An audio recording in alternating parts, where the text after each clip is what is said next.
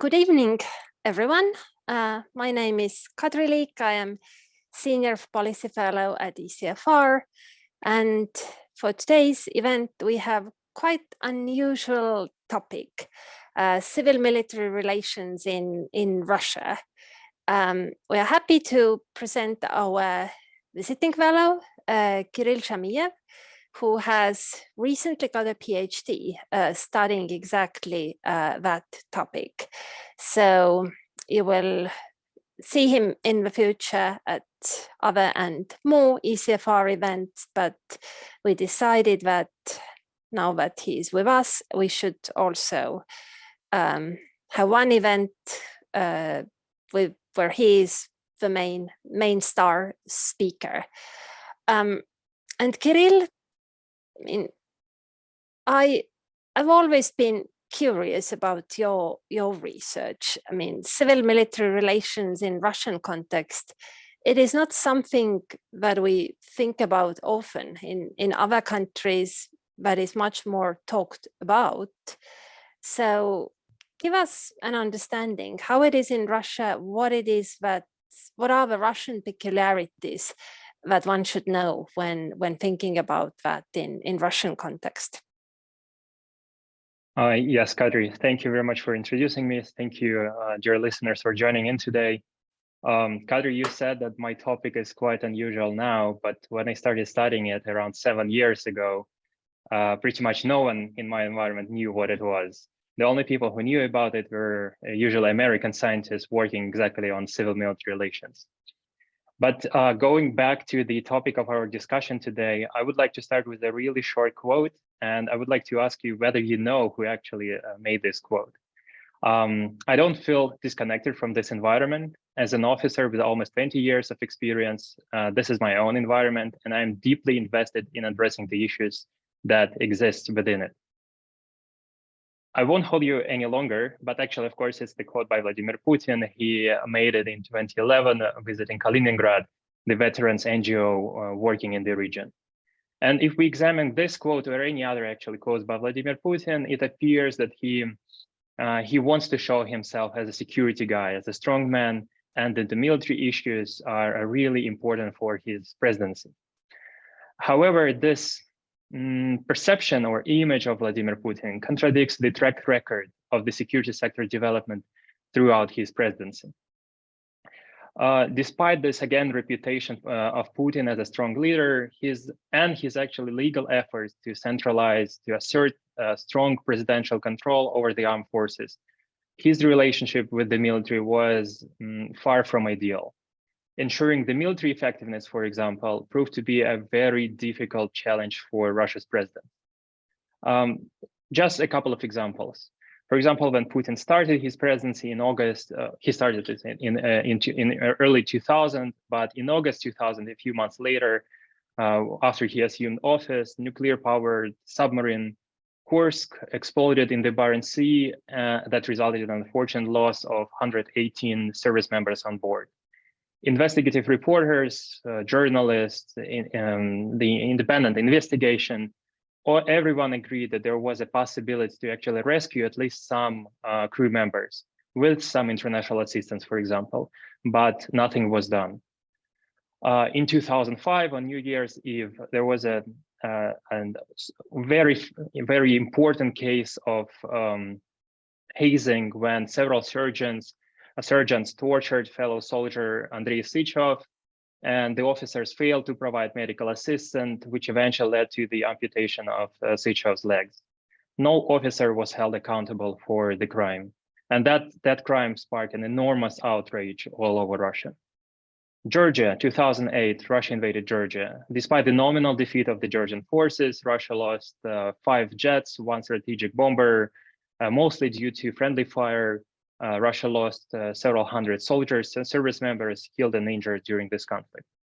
And of course, I guess lots of listeners to this webinar now follow the war in Ukraine. In the full-scale invasion of Ukraine, Russian forces have already suffered significant losses, tens of thousands killed and injured service members, thousands of lost equipment and other assets. This divergence between Putin's wars and the track record is particularly intriguing. Russia has had a highly subordinate military since the 19th century. Even during the 90s, when the state power was particularly weak, there were, for example, as we know, separate cases of separatism. The military did not attempt to seize power on its own as an organization. And all these questions lie at the heart of civil-military relations. On the one hand, in Russia, we see an obedient military force, while on the other hand, a political leader who has done everything possible to gain maximal control, political control over the military. And despite achieving this, an obedient military and legal and informal control, very strong legal and informal control over the armed forces, Vladimir Putin has still struggled to reform the military he supposedly controlled. And this paradox forms the essence of some military relation theories. In 1957, just a bit of a theoretical introduction, Samuel Huntington published a book that became a must-read for students of national security. It's called The Soldier and the State. And the book proposed a theory that is still widely used to describe civil-military relations worldwide, including in Russia. And the central question of any civil-military relation theory since then has been who guards the guardians. And on the one hand, Huntington proposed a model that continues to be debated today, which is in essence that there should be a clear division of labor between civilians and military. The military should remain apolitical, develop its own professional independent culture, and stay separate from civilian life. In contrast, civilians should respect this autonomy, grant professional legitimacy to the officers to manage their institution, and also, of course, oversee their operations. In response, military officers must develop their expertise, hold themselves accountable, and remain politically neutral. Although this book gained enormous popularity and is still debated in the US national security community, the Russian military surprisingly follows a pretty similar pattern. Russia, again, belongs to the group of states where the military does not interfere in politics. This has been in the post-Soviet era ensured by the presence of alternative security structures, for example, the counterintelligence unit of the FSB, frequent rotations of officers within the military. They have to, when they're serving, they have to go from one region, from one unit, regiment, for instance, to another. Then careful selection of senior military command positions, and of course, a long-standing this military culture of non-interference among the officer corps. However, the role of the military, it extends beyond the questions of non-interference in politics. Civilian control also manifests itself in such questions as such sectors, for example, as the economy, public service provision, culture, education, industry, healthcare. Say in countries such as Pakistan, Venezuela, Sri Lanka, the military plays a really abnormal role in heavy industry, construction, healthcare, other sectors. And by that, they limit the power of civilians. When it comes to Russia, there the military exerts an undeniable influence in the military-industrial complex, then the socialization of youth, military science, and the media. For instance, attempts to diversify, and actually the Kremlin has acknowledged it, but attempts to diversify, for instance, the military-industrial production failed, with around 2/3 of military-industrial production from 2011 to 2019. They still belong to the Ministry of Defense. The Russian military also has full control over military higher education and also media access to the military, which of course gives the MOD an upper hand in agenda control when it comes to the military.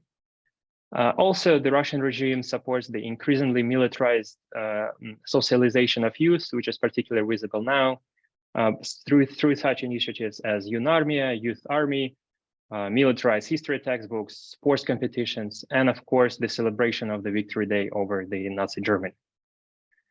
Another aspect of civilian control in Russia is the degree of adherence of the military personnel to laws and regulations during military operations. In fact, conceptually, any military intervention is an extension of state's foreign policy, making soldiers actual agents in implementing that policy. And according to the military relations theory, politicians have the right to make mistakes because they were elected by the constituency, while the military must obey civilian decisions.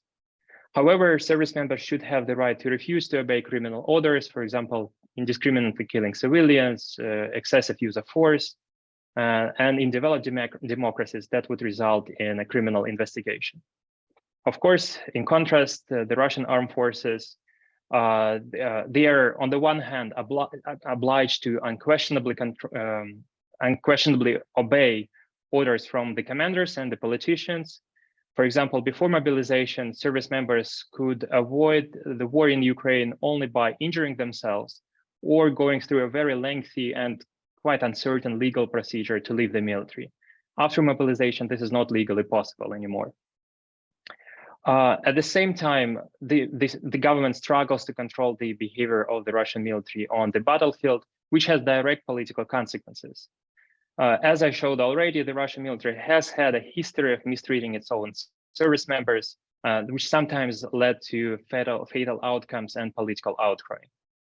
Moreover, from what I saw in my own PhD research, there is a lack of understanding among the officer corps to assess the political consequences of their actions. This paradox that despite that all the measures that Putin introduced to control the armed forces, the Russian government has still limited ability to ensure compliance of soldiers and officers with the laws and regulations that the Russian government itself has introduced.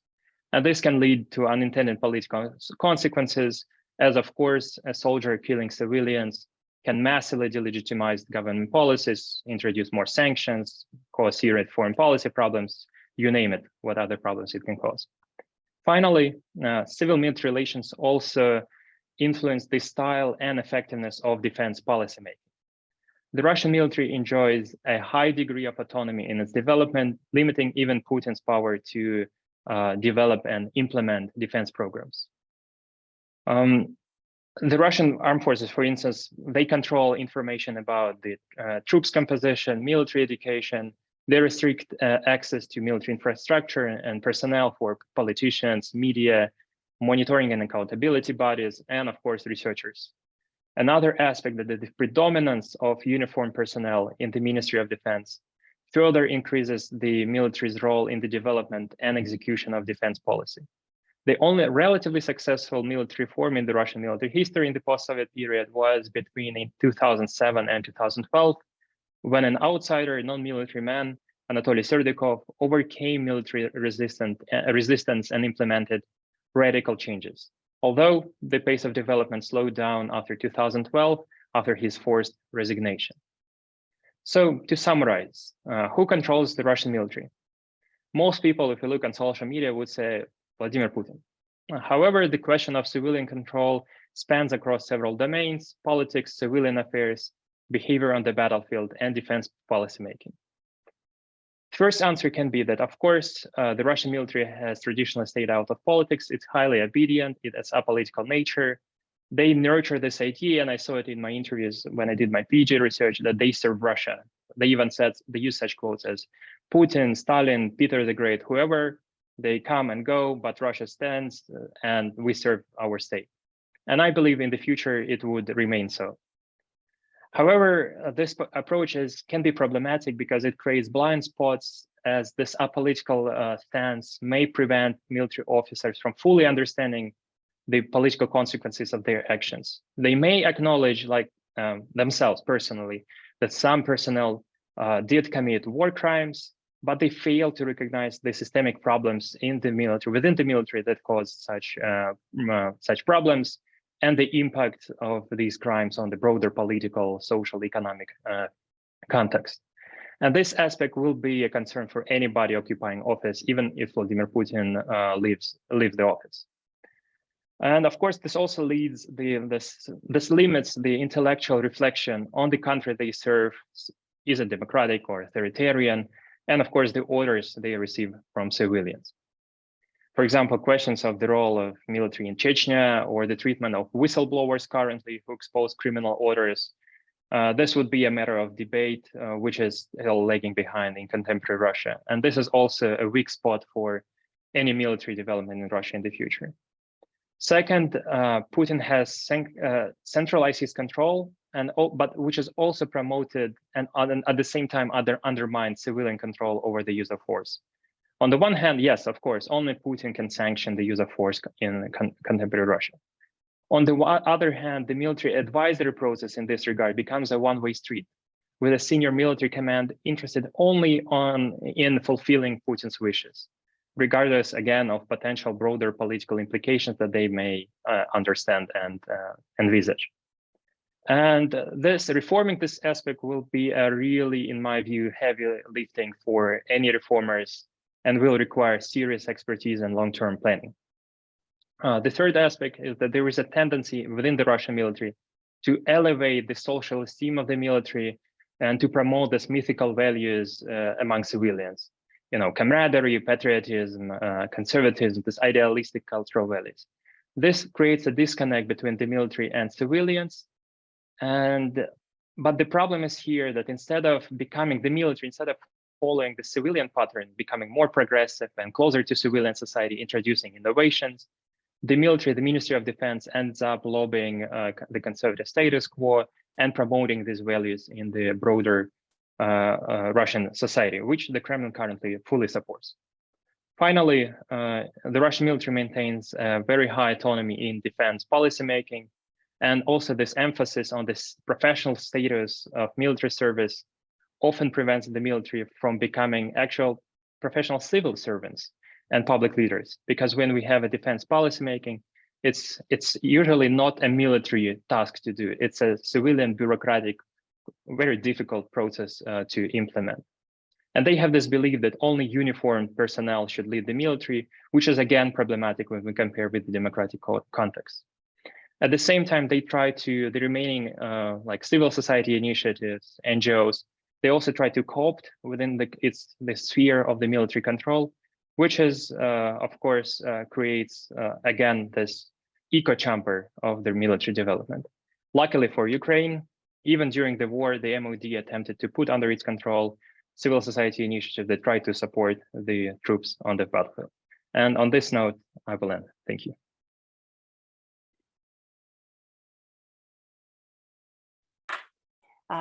Thanks so much, Kirill. It's wealth of knowledge.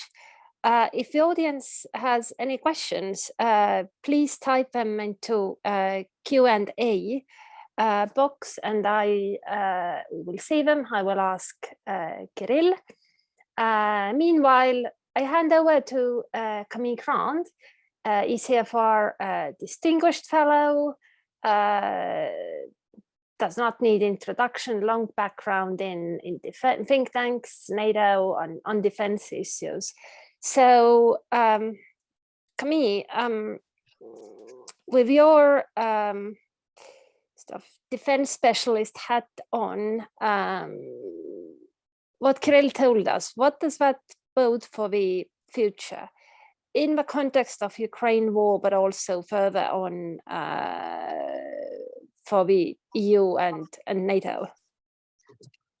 Thank you, Kadri, and thank you, Kirill, for the excellent presentation. It's also good to see so many friends joining the call as participants. So I'm sure we're going to have lots of fascinating questions. It seems to me that Kirill's work is really of critical importance to help us gain a sort of a better understanding of the direction of travel of the Russian military at a sort of critical juncture, given the sort of massive failure before our eyes in Ukraine, which at least is an apparent failure, but and to try to think through what it means not only for the future of the Russian military, but also for the future of Russia. Not being a Russia expert myself, I'm tempted to sort of start with a sort of the point that Kieran made about the comparison. You know, it's sort of very interesting because one could argue that in a way, yes, Vladimir Putin has asserted civilian control over the military, but at the same time portrays himself as an officer. It's interesting to see that civilians who sort of are in charge of the military or acting within the Ministry of Defense love uniforms themselves. You know, Shoigu now appears always in a uniform, and I understand that his initial background is in civilian emergencies, not so much in the military.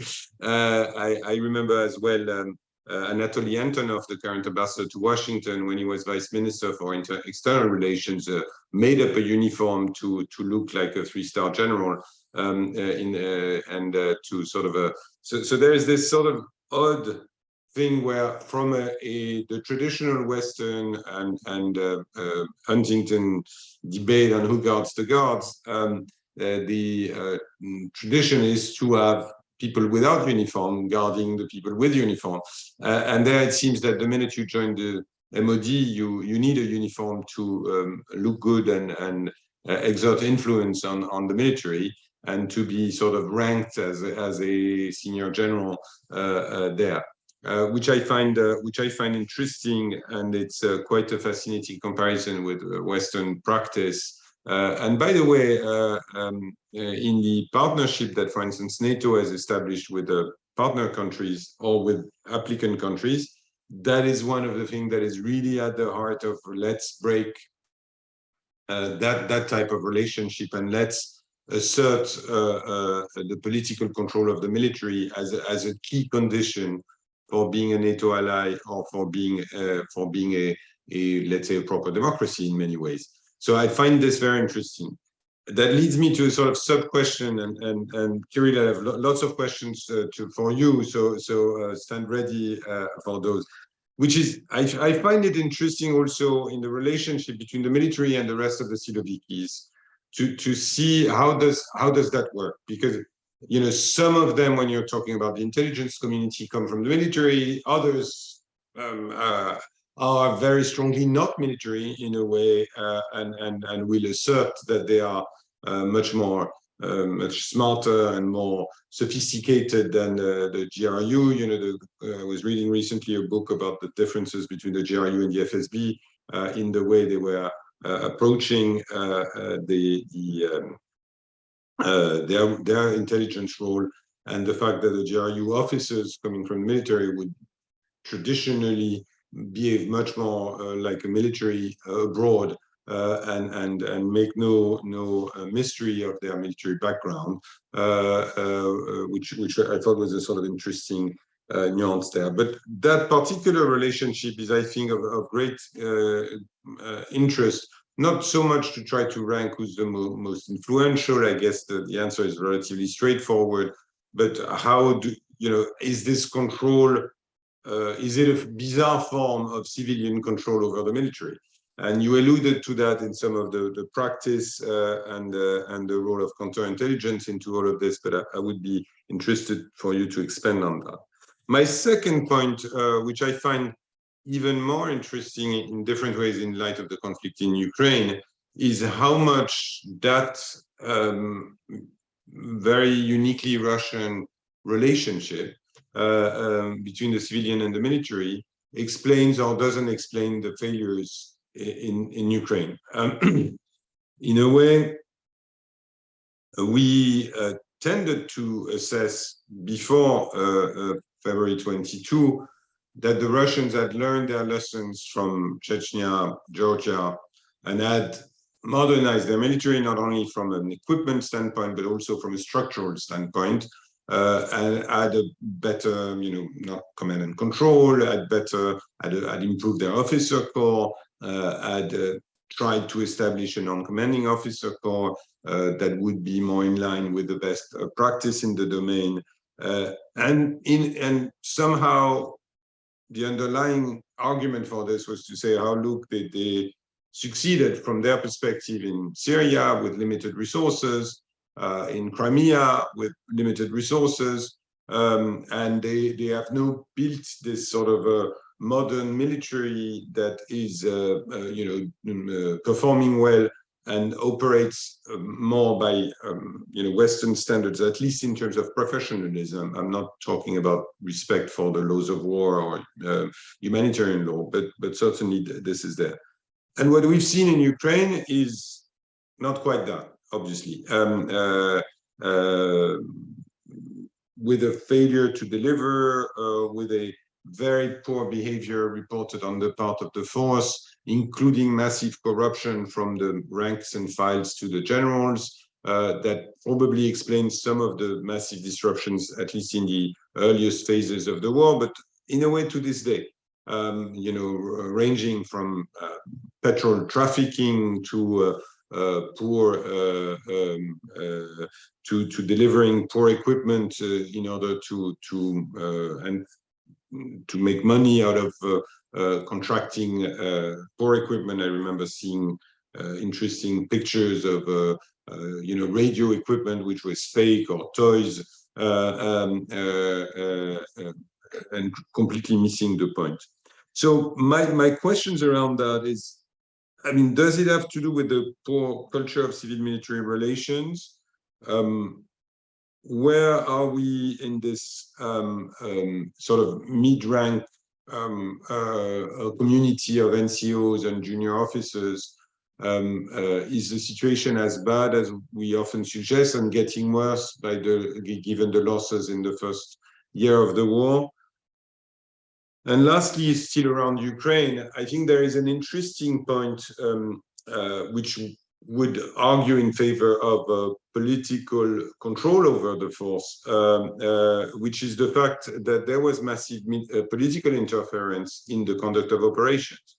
We've rarely seen a country at war in such an existential war change the commanding officer, even back and forth multiple times. I still, there is a bizarre logic in insisting that Gerasimov is in charge. Of course, he's in charge. He's the head of the general staff, but now he's in charge of the operation itself. So, which you find odd. I mean, is it more of a political message of saying you're responsible and you're accountable? Nobody else is going to be fired next time it goes sour. But on the other hand, you still see the same faces coming back and so on. So it's not a tight oversight on saying we sacked the generals that didn't perform well. So is there a political loyalty dimension to this, or a lack of resource simply? And finally, in the fall counteroffensive, it seems that Putin's order were did damage to the Russian military on the front line. For instance, in the efforts to hold Kherson for too long, probably before withdrawing in a bit of a disorderly fashion. I mean, all of this is a very poor signal. Sun Tzu, 1,000 years ago, was saying, let the generals run the war is the best advice you give to a political leader. That doesn't seem to be really the case there. Even though we all recognize, including for Western wars, that political interference is now quite common in most operations. And finally, maybe trying to think through this more on the political side, and Kadri, you might want to jump in as well on this. And I know you're in the chair, but I know also you have a deep expertise on this. Is the sustainability of the current model? Is this all going to collapse at some point? At least in a sort of operational, from an operational standpoint. I mean, is this a serious option? Obviously, there are some who assess or believe that a successful Ukrainian counteroffensive that we see unfolding or as we speak, is there a point where the system will not be able to hold together in a way? And with two types of consequences, and again, I'm not, you will know better, and I'm extremely interested in your views, which is there a moment where this loyalty that you've been describing stops making sense? Or are the reports about Russian military, sort of shooting their own officers and sort of giving themselves up as prisoners? Is this completely marginal, or is it something that we could see more of? What struck me in the fall counteroffensive is that it happened locally, but not on a big scale. I mean, could it happen on a bigger scale from your perspective?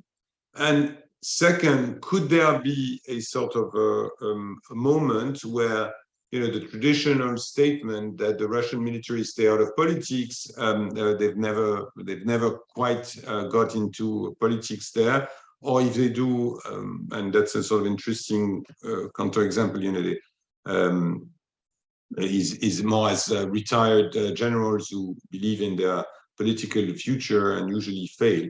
But is there a moment where they will sort of say, you've put us into such a difficult situation that there will be a more a reaction as a core to say we don't want to be part to this anymore, which then leads back, and I'll close there, on the who guards the guards moment. And it seems that Putin has developed multiple layers of guards guarding the guard, or if you might put it the other way around, people protecting the president from the fact that one faction or another has exclusive control over key assets, key locations, key infrastructures, and so on and so forth.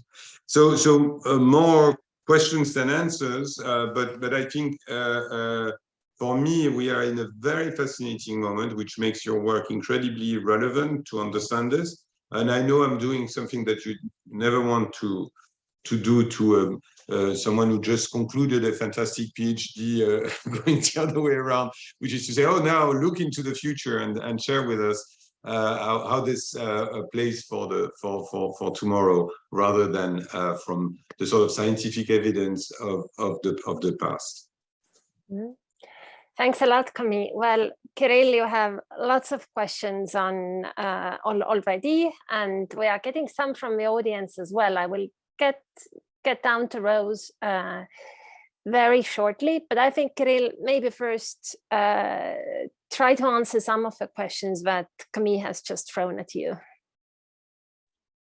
Cami, thank you very much for a lot of questions. Kadri, if you have any favorite questions that you can sort of provide to me, that feel free to do so, because there are lots of them. I wrote down several that I've been thinking about. I can just start with the last questions about will there be a moment where the military can get involved in politics? How can I answer that quickly, not occupying the remaining 25 minutes? I believe we should have a broader look here. We should look at the whole security sector in Russia, because apart from the military, there is the National Guard with hundreds of thousands of service members. There is the FSB with also people with the arms. There is the FSO that also controls the FSO is actually around the president. And there are multiple other smaller armed formations, and also what's happening now, the so-called private military companies, which is perhaps the most arcane, the most ambiguous topic that we have now about the private military companies, because they are so informal and quite relatively new.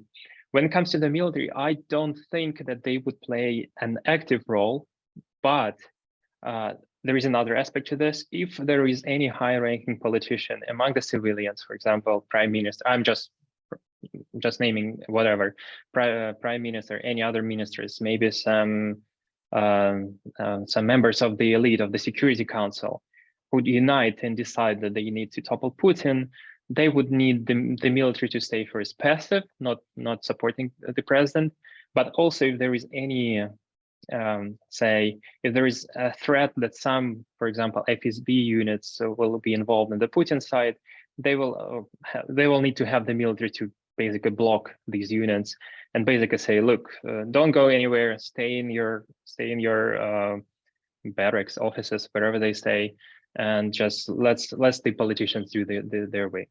This is the only, at least for now, the only possible scenario I foresee of how the military can get involved, sort of on the second level as even not even the whole military, but some units probably around Moscow, if they manage to again to establish these relationships. But there is a lot of mechanisms that prevent them from doing it. Not only, of course, with the ubiquitous presence of the counterintelligence in the military. Basically, in every regiment there is an FSB officer as a counterintelligence officer.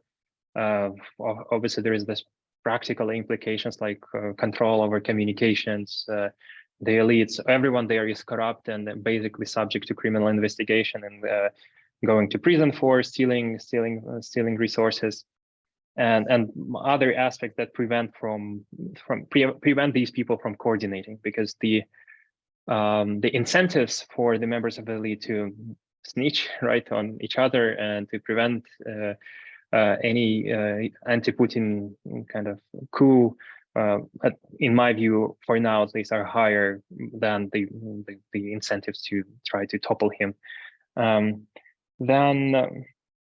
Yeah, in terms of the system holding together, in my view, we should look at here at the higher level, at the executive branch in general. And actually, I think the Ukrainians understand that if there is a destabilization of the executive branch, basically the government, the executive branch cannot provide its basic public services. Some regions will have to take over some of these public service provisions. There is a problem with payments, budgeting. Then it would definitely affect the military command and control system. Basically, there will be not enough funds. Some officers won't have resources, petrol, logistics will collapse, and this would affect will be a heavy blow to the military system. In terms of the military command and control system in general, I think it has shown that it is quite rigid in terms of sustaining this pressure. It is not effective. It does not bring the victories that Putin wants, but still it is capable. And the lower we go, the more capable it is of adapting to. From the tactical level, we see a lot of adaptations. And the higher we go, we see like slower, and a lower level of adaptation. But still, the system kind of holds together. Considering that this is the largest war the Russian military has been engaged since perhaps 1945, they lost all its best equipment, all its best soldiers, all their best soldiers, and there are lots of, well, now they try to formalize them, but also relatively new volunteer units and formations like Wagner, but there are also many others, and this is all new to the military system, but still they somehow managed to hold it together. Yeah, I can, Kadri, maybe you would like me to focus on some specific aspects you have in mind. Yeah, I looking at the questions from the audience. There are several about the future. Previous wars that Russia has lost, such as Russia-Japan war, etc., have led to reforms. So several people have asked, is there a chance that Russian military will be rebuilt in a more democratic manner or after the war, that they could serve as a border defense and maybe peacekeeping, but nothing more. So yeah, consequences of the loss of the war for the future of Russian military. Mm-hmm. I belong to the camp of people who think that the Russian military can rebuild faster than we actually expect. My viewpoint here goes from the perception that a lot of problems that the Russian armed forces have faced were not of technical nature that are affected by the sanctions, which are still Russia is capable of overcoming, but the managerial, this command and control issues, and basically the quality of the military bureaucracy, the quality of the military command, the processes, practices, institutions that exist within the military that regulate these relationships, both among the military officer corps, but also with the civilians. If Putin really decides, if we take as a valid hypothesis that Putin still wants to have this forever war against Ukraine, then he has a lot of incentives to, if there is some kind of stalemate or well, maybe even a formal defeat, but he still stays in office. He will have a lot of incentives to reform the military to solve these problems. They will have a lot of expertise from the veterans who fight there, probably alongside Ukrainians, in terms of experience of fighting in modern war. There will be political will, because now Russia is more centralizing even more, sliding towards even more authoritarian regime.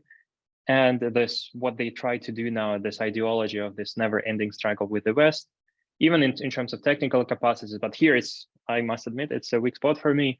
What the reports I read show that Russia is capable of, in terms of military production, of finding access to Western equipment, both in terms of missiles, right, and other equipment.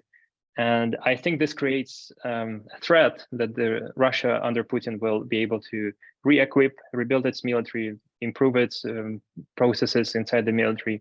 And if Putin decides to pursue this aggressive foreign policy to start sort of second Chechen/Ukraine war 2.0, or whatever you call it. So I'm here belonging to the pessimistic camp that they can actually reform the military. In terms of the democratic military, it all belongs to the democratic transition. If there is a democratic transition, whatever the scenario is, in my view, well, but here I kind of split between normative and positivist view. From the normative perspective, I do believe that they must establish democratic civilian control. The military reform must be in top 5 agenda points of the democratic government. But I'm not sure that existing, at least opposition politicians, are aware of this. They know that they have to do something with the FSB. That's all they talks about, because, well, the FSB targets them. They're the main, they're at least politicized political branch of the FSB. But when it comes to the military, from the realistic perspective, I understand that democratic politicians will have a lot of incentives to focus on economic growth, establishing some basic democratic institutions, what we know, media, elections, federalization, and everything. And the military would sort of be left to stay in the barracks and for like the second period, someone later, which I think would be problematic, because they should take it as in complex with other security agencies, basically looking at this as a security sector, not as the military, FSB, and other agencies. And they need to focus on having democratic control over all the agencies, including the armed forces. Thanks. There is a question that I will address to Camille, actually, from Ewan Grant in London. How well do NATO and the EU understand Russia's military, the relationships in Russia between the military and military-industrial complex, activities outside Europe by Wagner or others? That's a sensitive issue in France, actually, Camille. So do we know enough of it? Should we know? Or is it okay if we just see what happens and don't bother to try to understand too much, who initiated what and why? No, it's a very good question. I think there is a growing effort in Western Europe, in NATO and EU, to understand, because I would argue it was a bit of a comfortable thing to try to distinguish, the pro-Russian militias active in Ukraine, the paramilitary groups such as Wagner and others, and to sort of turn a blind eye on the fact that this had to do a lot with Russia, since those were operatives that were not quite the Russian military or Russian forces. And it's very interesting from my perspective, when you look back at Wagner, for instance, to see the role they played in the early days of the Syrian crisis, or the role they've played for Russia to step back into Africa. There is a fascinating comment by Macron when he said, Putin lied to my face on Wagner by saying it had nothing to do with Russia, which shows in a way the fact that the Western leaders, it was a bit of a convenient thing to sort of assume that those things were not completely controlled. And I think it's a fair, it's a fair question to our and now they are learning more and more. They are learning about the range of behavior that can range from the delivery of critical military equipment that enable let's say, Bashar al-Assad to stay in power. The use of hybrid tactics, including cyber attacks to undermine electoral processes and so on. The efforts to control, to gain influence over domestic political scenes, over the media, and the use of paramilitary in the run-up to the use of military there. So I think we've passed the point of plausible deniability, the sort of moment of arguing those are little green men and we are not absolutely sure they have anything to do with the Kremlin, to move into things, which doesn't mean, and there maybe Kirill can jump in, that they are strictly aligned. Those paramilitary groups probably follow their own agenda to a certain point. They can be driven by business opportunities, to put it bluntly, access to the diamonds in the Central African Republic, or access to other resources, or simply cash payment from various actors there, which in turn gives them that. So altogether, my short answer would be that I think the Western institutions, NATO, EU, have had a bit of a slow understanding of the depth of and the importance of these groups, focusing on Wagner, and it took them a little while to fully grasp the extent of their importance, of their reach, of their means, and of their connection with the Kremlin. I think we've passed that point, but there is still a need to do a deeper understanding. And to look into the military-industrial complex is, I think, also of great importance, because that has been a massive foreign policy tool for Russia, which is not strictly speaking military, but we are talking still about the same wider group. And the role of this in both domestic and external corruption, the role of this in building alliances by providing sophisticated weapons to countries that have no access to Western weaponry, or the willingness to develop relationship with countries over time, including by massive technology transfer, which has been instrumental in the relationship with China and India, for instance. Those are very, very important foreign and security policy tools that are possibly a little underestimated by Western analysts. And looking back, at some of these contracts and so on. So now when people say, oh, we wonder why the Iranians are providing so many drones to they should behave. I mean, from an Iranian perspective, Russia has been for the past 20 years supplying massive amounts of military technology, including sensitive one, which has enabled Iran to establish itself as a regional power. So all of this is very connected. Same thing with Syria and others. So there, I think it's a slightly different field of research, but it's also a very valid and an important one. Kirill, continuing from here, and Camille mentioned Wagner. There is question about Wagner as well, given the sort of centralized nature of a military. How do we explain Wagner? What do we make of them? Prigozhin's widely publicized statement do not leave an impression that it's highly centralized, and also if one reads the Telegram channels of the so-called military correspondent Voyankore, that's the same. So how to comment that? And then I'll come back and take the last questions after that. Mm-hmm. Yeah, when it comes to Wagner, just a short introduction to its history. Wagner was originally created on the premises of the GRU, back then it was GU, the main intelligence department of the Ministry of Defense. It trained on the premises, basically in the fields of the GRU. And of course, all the weapons, logistics, intelligence was provided by the military.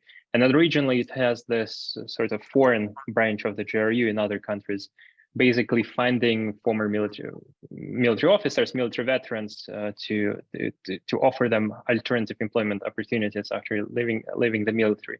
When the full-scale invasion of Ukraine started, as far as we know now, Wagner wasn't originally present in the main force that was invading Ukraine, like in the first months, but then they got called up and brought even people who were in Africa and in other states. Yeah, and also Prigozhin became the owner of Wagner. From what we know, again, not at the first moment when at the inception, but later throughout the development of this paramilitary force. In the war against Ukraine, they were indeed relatively independent, but I think there was some level of command and control coordination, probably at the headquarters branch. There was a person responsible inside the Ministry of Defense for relations with Wagner, and there was an officer who basically, that's how they aligned their operational priorities and decisions to use force in some operations. What we are witnessing now, that Putin formally supported the incorporation of Wagner into the Ministry of Defense structure and actually any other paramilitary formations, but with the important caveat that Wagner's Ukraine branch. So basically forces that are located in Ukraine, not all of Wagner, they can still make a case, but all those folks in Africa doing business, they remain relatively independent, but those who are in Ukraine, they have to sign sort of contract, which we don't know actually what this contract is.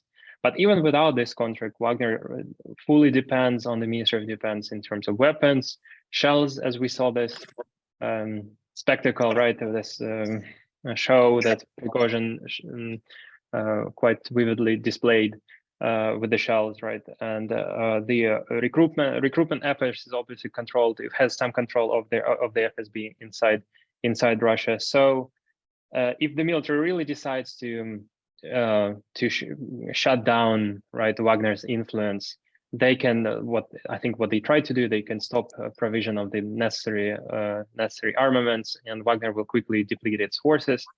But they were very useful for conducting assault on Bakhmut, using actually inmates from Russian prisons. So they had political role that kind of kept them afloat in the Russian political system. But another aspect, just for people understanding the Russian military side, that number one priority for Russian military officers is ensuring the chain of command. This is like a gospel for the military officers. Chain of command, ensuring that the commands go from the top to the bottom. And Wagner was a pain in the neck for them because, yes, they're relatively independent, and it's a sort of like a kegel of explosives that maybe they have some relationships with between like these appointed officers, and obviously everyone understood that Prigozhin is a man of Putin, but still, what if something goes wrong and Wagner troops retreat and the military loses control over the front, and they are not formally in the chain of command? And I think for the higher ups in the Russian military, it was a very, very strong and constant problem that they were thinking about. And we see that the Ministry of Defense side is winning now. It's a question, of course, Prigozhin has already stated that he won't do it, but we'll see how this story unfolds. Thanks. I will now ask all the last questions from the audience, maybe adding one of mine. Camille has a hard stop, so if we run a few minutes over time, Camille will disappear. Thank you very much, Camille, for being with us. Apologies for that. If I vanish, it's not voting with my click. It's just another commitment at 6, I'm afraid. Busy people. But yeah, the last questions, some are somewhat related. There is a question about how monolithic is the military itself. Are there some differences in views inside the military that we do not see from distance? then Jonathan Eyal asks very specifically you to say a bit more about the interplay between Russian defense minister and the general staff, and particularly the reporting lines of the GRU directly to Putin, the defense minister, and general staff. Good question, which reminded me of something I have been thinking about. How would it maybe sometimes be good if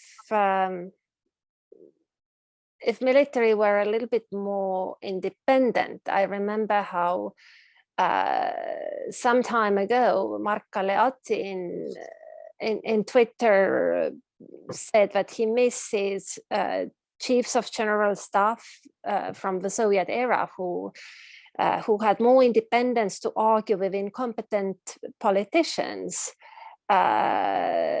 Military didn't want to go to the Afghanistan war, and they made it audible, and they argumented their position. They lost, but Gerasimov didn't even try to, as far as we know, maybe you know otherwise though, Gerasimov didn't even try to tell Putin and Shoigu that you are doing a stupid thing also in military terms. And the very final question, I will pass them all over, about the sort of brutal tactics or brutal behavior of the military that we are seeing in Ukraine. Could that actually be by design rather than mistake? Maybe that's intentional. Maybe this is how Russia wants to scare us all into believing that it is a great power one should better not argue too much with. So Kirill, little time, many questions. Yes, as usual. Going to the first question about how monolithic is the Russian military. It has features that exist in all the militaries, well, relatively professional militaries in the world. Of course, the dividing line is the branches of the armed forces. Even if we look at the current journals that are actually published online, you can look it up yourself. The ideas about the problems in the military, the ways to develop it, what's going on. Basically, we see how officers from different branches, from the like VKS, air space forces, and the infantry, so Navy, they of course they show different perceptions of what's going on. Historically, in the 90s, there was actually very visible, because thanks again to relative media independence back then, when, say, an Air Force officer was appointed in the top military command, or even the Minister of Defense or a Chief of General Staff, reforms in the direction of the Air Force. If the infantry officer, there's reforms focusing on saving. Back then in the 90s, it wasn't about development, it was about saving the infantry. And it was quite visible. That's actually the idea why there should be a civilian Minister of Defense who tries to balance it out. Yes. So there's other layers, but we don't have time. I will jump to another question on the Minister of Defense and the Chief of the General Staff. Actually, that was one of Putin's key decisions he made in the 2000s during his first two terms. I think it was 2004 or 2005, if I'm not mistaken. This is when they introduced a small, relatively underreported change in the federal laws on defense in Russia. This is when the Chief of the General Staff lost formal access to the president, formal reporting access to the president, independently from the Ministry of Defense. And this immediately streamlined the chain of command and basically made the Minister of Defense the main guy responsible for the military. But I wrote a report a couple of years ago about these relationships. What is important here, if they have a pragmatic, constructive relationship between each other, the Minister of Defense and the Chief of the General Staff, then the CGS works as a sort of translator, interpreter of political demands to the military, but also as a courier man, as a main expert for the Ministry of Defense, basically saying what the military needs. While the Minister of Defense, Shoigu, he is responsible for lobbying basically for these changes inside the broader civilian branch. This is a very important link, and it's a weak point for Russia's civil-military relations, because if there is a failure, there's a problem between these two individuals, it all starts to destabilize, and it basically strategically affects the effectiveness of the Russian military development. The third question is about the relative more independent military in the Soviet times.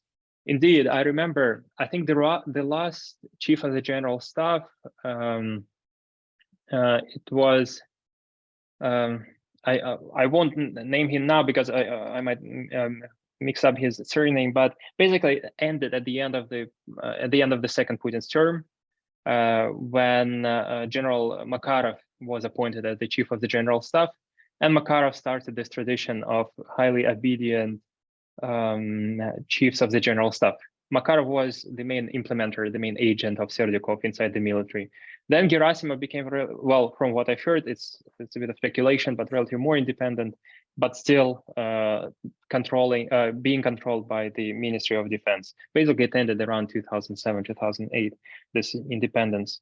In terms of whether it would be good or bad, it's a tricky question, because for multiple reasons, because civilians have to be in charge, but of course it would be good to have a sort of a committee maybe, or as a group of military officers who would be relatively independent in providing military advice.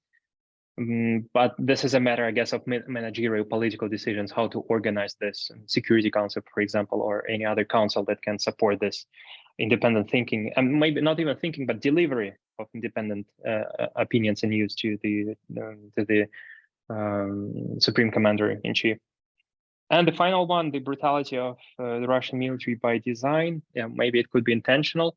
Well, we have investigative reports that there were some units probably affiliated with the FSB responsible for executing Ukrainian civil society leaders, civil servants, and politicians. They were dispatched. They had a list of people whom they should have apprehended or killed. And yeah, there were these people. But at the same time, again, because there is this fog of war and information asymmetry, but from what I read, this brutality comes, there's several layers. Of course, there is brutality by design, just because the Russian military, it's brutal even when it comes to their own soldiers. Again, obey the orders no matter what you think or what you want, what you need. But at the same time, if a soldier, for example, at the first several months of the full-scale invasion, there is a loss of command, the officers are killed, you are constantly surrounded and shelled by artillery strikes. There are some civilians with mobile phones, and you're really scared for your life. You start shooting. Your soldier becomes like a man with a gun, killing everyone that moves. And this is, again, it's of course, it's still a crime of the Russian military, and it's the responsibility of the Russian military. But I'm just trying to explain how probably it works. Another layer of this brutality is, of course, the indiscriminate use of force, of artillery strikes. This is when there are no other assets. The main order for the Russian military is to win, to implement the order, and they use all the assets available, not thinking about who is there on the other side of the shell pot. So, but this is a topic of, I do believe that this is a topic for a separate discussion on the war crimes and brutality of the Russian military, because it's obviously very, very important. Thanks a lot, Kirill. I do think we will come back to these topics every now and then, because it is quite obvious that whatever happens, these other things that need to be talked about, and some dynamic developments will be expected one way or other. Today we close. Thank you, everyone. Thank you, Kirill, first and foremost. Thanks also colleagues who have set it up. Sorry for going over time, 6 minutes. I feel it was worth it. Thanks everyone, and goodbye. Thank you everyone. Bye-bye.